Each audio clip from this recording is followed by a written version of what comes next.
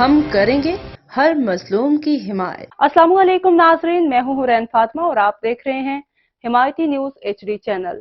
نظر ڈالتے ہیں آج کی اہم خبر پر۔ کے شہید صحافی جان محمد مہر کے اصل قاتلوں کی گرفتاری، غیر اعلانیہ سینسرشپ، صحافیوں کی جبری برطرفی اور معاشی قتل کے خلاف روہڑی میں بھی احتجاجی مظاہرہ۔ قاتلوں کی گرفتاری کے لیے زبردست نعرے بازی، سپریم کورٹ اور سندھ ہائی کورٹ سے نوٹس کی اپیل۔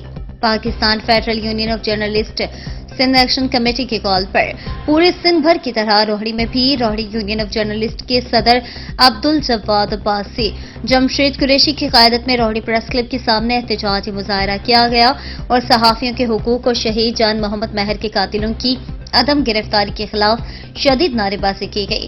اس موقع پر روہڑی یونین آف جرنلسٹ کے صدر عبدالجواد عباسی، جمشید قریشی، راجہ ریاض میمن، سید عاطف شاہ، حسن عباس، چنجن، عبید اللہ لکھن اور دیگر کا کہنا تھا کہ آج بھی ملک بھر میں صحافی عدم تحفظ کا شکار ہیں۔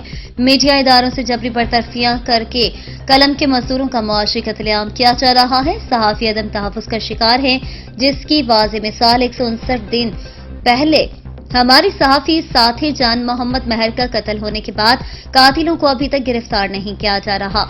FIR میں نامزد ملزمان تاحال آزاد ہیں۔ مزید خبروں اور اپڈیٹس کے لیے دیکھتے رہیں حمایتی نیوز HD چینل۔